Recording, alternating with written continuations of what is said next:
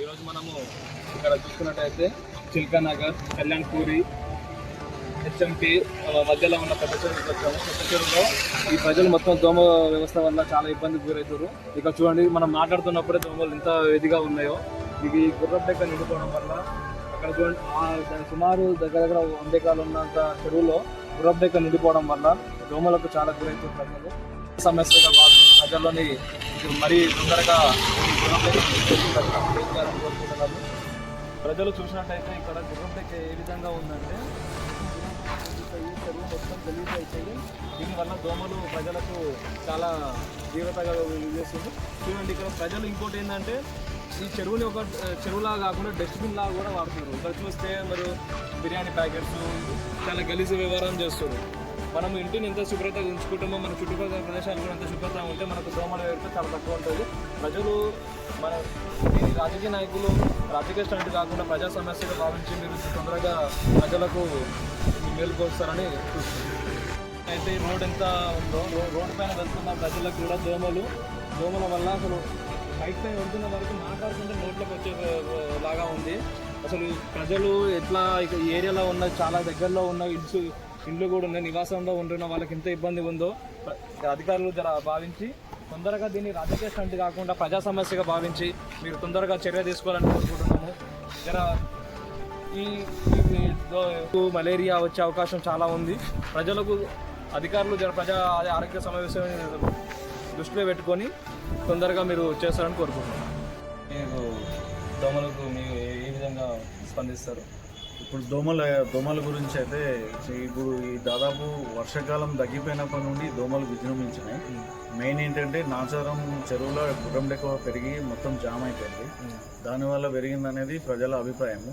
నా అభిప్రాయం అయితే అక్కడ వానాకాలం ఉన్నంత వరకు అది ఫ్లోటింగ్ ఒక నాల ఉంటుంది, అది ఉప్పలికి వెళ్ళిపోతుంటుంది.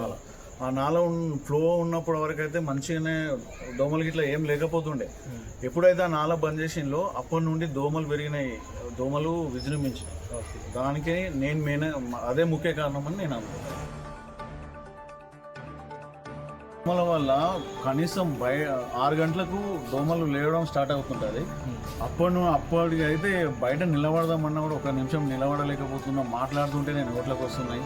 అధికారులకు తెలిసినది అది. వాళ్ళు కూడా కమిషనర్ దగ్గర పోయి ఏదో మన కార్పొరేటర్ అన్న బనాల గీత అన్న కూడా ప్రవీణ్ అన్న పోయి కమిషనర్ గురించి ఆ గుర్రం డెక్క గురించి కూడా మాట్లాడింది. అంటే ఆ రోజు వచ్చిన కమిషనర్ దగ్గరకు వచ్చి మాట్లాడితే ఎమ్మెల్యే ఏమంటారు అంటే అధికారికంగా మేము వర్తిస్తున్నా కూడా మేము ఇది కాంట్రాక్ట్ ఇచ్చాము, కాంట్రాక్టర్కి మనము ప్రభుత్వం నుంచి ఫండ్ వెళ్ళిపోయినా కూడా కాంట్రాక్ట్ పండించుకోలేదు అంటారు. ఇప్పుడు మన ఇప్పుడు మెయిన్ థింగ్ అయితే అది ఎప్పుడైతే ఆ ఆగి ఉన్న నీళ్ళ మీద దోమలు గుడ్లు పెడతాయి. ఒక ఎండలో 1 అవర్లో అది గుడ్డు పలిగి మళ్ళీ దోమ అవుతుంది. అందుకనే ఫ్లోటింగ్ ఉంటే అసలు ఈ నాలలో నీళ్లు ప్రవహిస్తూ ఉంటే అసలు దోమలే ఉండవు. ఇన్ని రోజులు ప్రవహించింది అది ఇంతగానో మామూలుగా ఉండే దోమలు, కానీ ఇంత ఘోరంగానైతే ఎప్పుడు లేవు. ఎప్పుడైతే ఆ నాల బంద్ చేసిందో అప్పటి నుండే ఉంటుంది. ఆ గుడ్లు పెడితే ఆ నీళ్ళ మీద నీళ్ళ మీద గుడ్లు పెట్టడం వల్ల దోమలు విపరీతంగా పెరిగినాయి. సో ఇదే నేను నా అభిప్రాయం. మీరేమంటారు అంటే ఈ విషయం?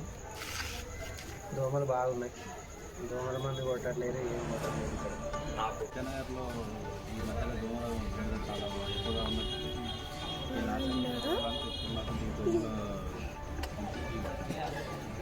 దోమ కొట్టడం కానీ అలాంటివి ఏం చేయట్లేదు. డే బై డే కొడితే కొంచెం మాకు రిలీఫ్గా ఉంటుంది. కొంచెం మన కార్పొరేటర్ కానీ అంటే ఈ విషయాన్ని మీరు అధికారి దగ్గరికి ఎప్పుడైనా మాట్లాడారా? అధికారులకు మీరు ఏమైనా చెప్పారు? మా కాలనీ వస్తు చెప్పినట్టుగా నాకు తెలిసి నేను ఇంతవరకు వెళ్ళలేదు. మా ప్రైవేట్ ఉద్యోగం వెళ్ళలేకపోయాను. మా కాలనీ వస్తు వెళ్ళి అడిగినట్టుగా తెలుస్తుంది. కొంచెం కార్పొరేటర్ కానీ వార్డు మెంబర్స్ కానీ కొంచెం పట్టించుకొని కొంచెం దొంగల విడతకు పట్టించుకుంటామని మా విన్నపం. ఓకే అండి.